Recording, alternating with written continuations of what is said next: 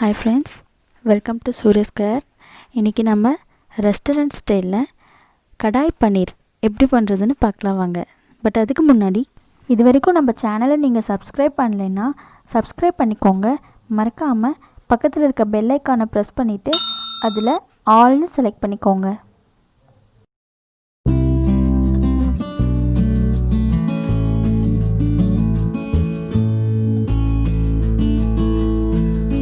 ஒருத்தர் ஒரு ஸ்டைலில் பண்ணுவாங்க. நான் என்ன மெத்தடில் பண்ணுவேன்னு இன்றைக்கி உங்களுக்கு காட்ட போகிறேன். கடாய் பன்னீர் செய்ய தேவையான இன்க்ரீடியன்ட்ஸ் பார்த்துடலாங்க. இதுக்கு வந்துட்டு 2 பிரிஞ்சி இலை, அப்புறம் 1 ஏலக்காய், 4 கிராம்பு, 1 பெரிய பீஸ் பட்டை, 1 ஸ்பூன் சீரகம், 1 ஸ்பூன் மிளகு, அப்புறம் 3 வரமிளகாய், 2 டேபிள் ஸ்பூன் மல்லி, அப்புறம் 1 பெரிய வெங்காயம், 1 குடமிளகாவை வந்துட்டு நான் ஸ்கொயர் ஷேப்பில் இந்த மாதிரி பெரிய பெரிய பீசஸாக கட் பண்ணி வச்சுருக்கேன். அப்புறம் 200 கிராம்ஸ் பன்னீர் எடுத்துருக்குறேன். இது வந்துட்டு 8 பல் பூண்டு, ஒரு 2 பீஸ் இஞ்சி, அப்புறம் 2 பெரிய வெங்காயம், 2 தக்காளி, அதை வந்துட்டு நல்லா கட் பண்ணி வச்சுருக்கேன் மசாலா அரைக்கிறதுக்காக. இது இப்போ வந்துட்டு ஸ்டவ் ஆன் பண்ணிவிட்டு கடாயை வச்சுக்கோங்க. அதில் வந்துட்டு நம்ம எடுத்து வச்சுருந்த ஸ்பைசஸ் எல்லாத்தையும் போட்டுடலாங்க. போட்டுட்டு இதை வந்து ட்ரை ரோஸ்ட் பண்ணி எடுத்துக்கலாம். ஸோ நம்ம எல்லாமே பவுடர் ஃபார்மாக ஆட் பண்ணாமல் இந்த மாதிரி நம்ம இதை ட்ரை ரோஸ்ட் பண்ணிவிட்டு இதை நம்ம அரைச்சிட்டு நம்ம சேர்த்துக்க போகிறோம். அப்போ வந்து உங்களுக்கு வந்து டேஸ்ட் வந்து இன்னும் கொஞ்சம் கூட கிடைக்கும்.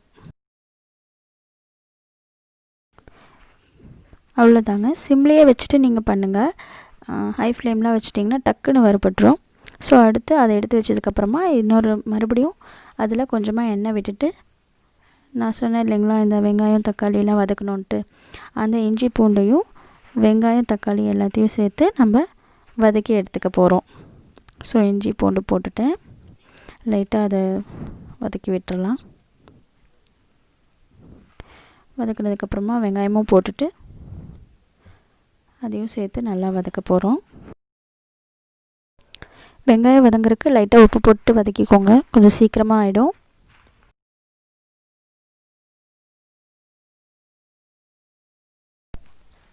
ஸோ இது நல்லா வதங்கிறதுக்கப்புறமா நம்ம வந்து தக்காளியை ஆட் பண்ணிக்க போகிறோம்.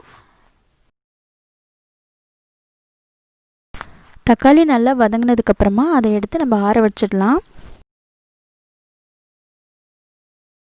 வதக்கிட்டு ஆற வச்சதுக்கப்புறமா இதையும் நம்ம அப்படியே ட்ரை ரோஸ்ட் பண்ணோம் இல்லைங்களா, அந்த ஸ்பைசஸையும் ஒன்றா போட்டு நல்லா அரைச்சி எடுத்து வச்சுக்கலாம். அதுக்கப்புறமா ஒரு கடாயில் எண்ணெய் விட்டுக்கோங்க. நம்ம பெருசாக கட் பண்ணி வச்சுருந்த அந்த வெங்காயமும் குடமிளகாயும் சேர்த்துக்கலாங்க. ஸோ இந்த கடாய் பன்னீருக்கு வந்துட்டு நம்ம இந்த மாதிரி பெருசாக கட் பண்ணி போட்டால் தாங்க நல்லாயிருக்கும். நீங்கள் நார்மலாக குட்டி குட்டியாக கட் பண்ணிட்டிங்கன்னா அது நார்மல் கிரேவி மாதிரி ஆகிடும். இதை ஆட் பண்ணிவிட்டு நம்ம நல்லா இதை வதக்கிக்கலாங்க. வெளியில் எங்கேயுமே போக முடியறதில்ல, ஹோட்டலுக்கும் போய் சாப்பிட முடியறதில்லன்னு எல்லாருக்கும் ரொம்ப ஃபீலிங்ஸாக இருக்கும். கண்டிப்பாக இதை நீங்கள் வீட்டிலே செஞ்சு ஃபேமிலியோடு சந்தோஷமாக சாப்பிடுங்க. அதுக்கப்புறமா நம்ம அரைச்சி வச்சுருக்கோம் இல்லைங்களா அந்த மசாலாவையும் அதை வந்து இது வதங்கினதுக்கப்புறமா இதில் ஆட் பண்ணிக்கலாம். ஸோ மசாலாவை போட்டதுக்கப்புறமா இதை நம்ம நல்லா வதக்கிக்கலாங்க. மசாலாவில் வந்து அரைக்கும்போது நீங்கள் மஞ்சத்தூள் போட்டு அரைச்சிக்கோங்க. அதுக்கப்புறமா தண்ணி ஊற்றிட்டு அதுக்கு தேவையான அளவு உப்பு போட்டுக்கலாங்க. அதுக்கப்புறமா இதை வந்துட்டு ஒரு லைட்டாக கொதி வரட்டுங்க. கொதி வந்து நல்லா மிக்ஸ் பண்ணி விட்டுக்கோங்க. உப்பு அந்த மசாலா எல்லாமே கொஞ்சம் மிக்ஸ் ஆகணும். ஸோ மிக்ஸ் ஆனதுக்கப்புறமா இது நல்லா கொதி வரும்போது நம்ம இதை மூடி வச்சிடலாம். மூடி வச்சுட்டு ஒரு 10 to 15 மினிட்ஸ் நம்ம இதை கொதிக்க விடலாங்க. 15 மினிட்ஸ் ஆயிடுச்சு. இப்போ பாருங்கள் நல்லா எண்ணெய் பிரிஞ்சு வந்திருக்குங்க. ஸோ நான் இது எண்ணெய் சேர்த்தேன் இல்லைங்களா, நீங்கள் வந்து உங்களுக்கு வேணால் பட்டர் கூட சேர்த்துக்கோங்க, டேஸ்ட் இன்னும் ரிச்சாக இருக்கும். எண்ணெயெல்லாம் பிரிஞ்சு வந்துடுச்சு. இப்போ நம்ம பன்னீர் போடுறதுக்கு கிரேவி ரெடியாக இருக்குது. நம்ம வந்துட்டு இன்றைக்கி பன்னீரை வந்துட்டு நான் வந்து இது பண்ண போகிறதில்ல, டைரெக்டாக தான் ஆட் பண்ண போகிறேன். அதை வந்துட்டு நம்ம ஆயிலில் போட்டு ஃப்ரை பண்ணணுன்னு அவசியம் இல்லைங்க. ஃப்ரெஷ்ஷான பன்னீர் வந்துட்டு நீங்கள் அப்படியே க்யூபாக கட் பண்ணிவிட்டு லாஸ்ட்டாக இந்த மாதிரி 2 மினிட்ஸ் இருக்கும்போது சேர்த்துட்டு அது ஒரு 2 மினிட்ஸ் இருந்தால் போதுங்க. ரொம்ப நேரம்லாம் நீங்கள் கொதிக்க வைக்க வேண்டாம், சிம்லேயே வச்சுடுங்க.